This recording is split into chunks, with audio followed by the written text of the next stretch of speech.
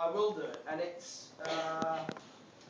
one of the longest speeches that Shakespeare wrote, and it's the first speech that I ever learned. 8, 9 years ago, I think.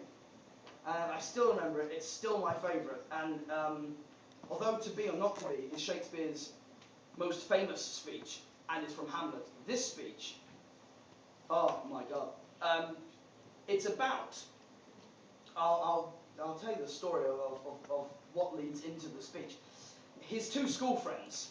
How many of you know Hamlet, first of all? Some of you guys know Hamlet, great. Well, his two school friends, Rosencrantz and Guildenstern, come and visit him. Well, no, they're summoned for by the king and queen. And that's important. It's not, they haven't come of their own free will. And they come to visit Shakespeare, and they say, no, Shakespeare, Hamlet. Sorry. They visit Hamlet, and they say, hey, look who are here. We brought the actors. And Hamlet goes, actors? Oh, fantastic. And he gets them, he brings them in, and he says, you, come here. And he brings the old actor forwards, and he says, when I was a little kid, you did this speech, Priam on the tower, speaking of Hecuba.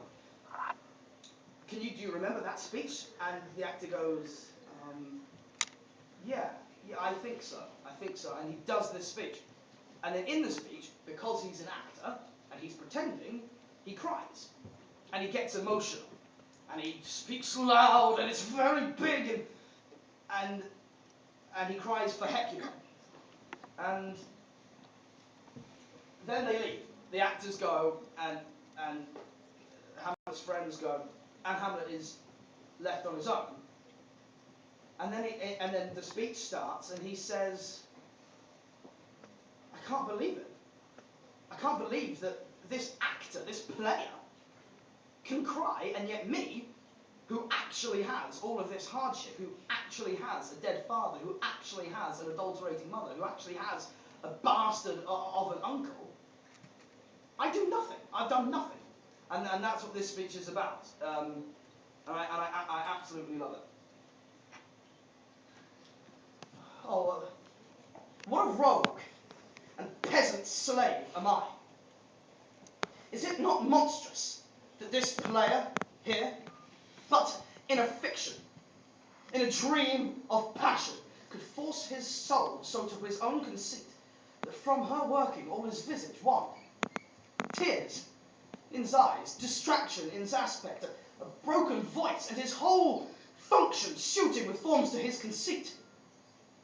And all for nothing. For Hecuba.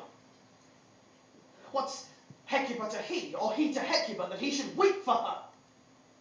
What would he do, had he the motive and the cue for passion that I have? Oh, well, he would drown the stage with tears, and cleave the general ear with horrid speech, make mad the guilty, appall the free, confound the ignorant, and amaze indeed the very faculties of eyes and ears, and yet I, a dull, a muddy-mettled rascal, peep like John o' Dreams, unpregnant of my cause, and can say nothing. No, not for a king, upon whose property and dear life a damned defeat was made. Am I a coward? What? Who calls me villain? Breaks my pater cross, plucks off my beard and blows it in my face, tweaks me by the nose, gives me the lie in the throat as deep as to the lungs. Who does me this, huh? Swans, I should take it, for it cannot be but I am pigeon-livered, and lack gall to make oppression bitter. Or ere this, I should have fatted all the region kites with this slave's offal. Bloody, bawdy villain. Remorseless, treacherous, kindless villain of vengeance! Why, what an ass am I? This is most brave. I, the son of a dear father murdered, prompted to my revenge by heaven and hell, must, like a whore, unpack my heart with words, and fall a cursing like a very drab, scalded. Fie upon it, flow.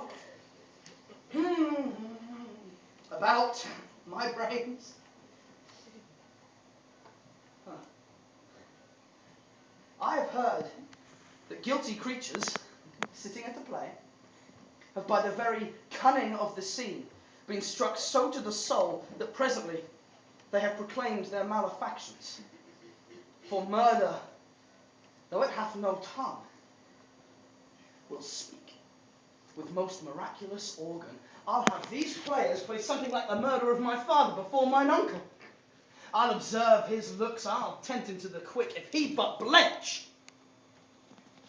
I know my course.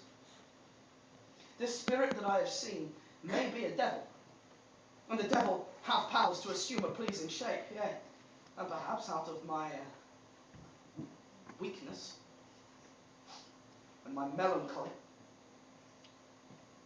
as he is very potent with such spirits, abuses me to damn me. I'll have grounds more relative than this.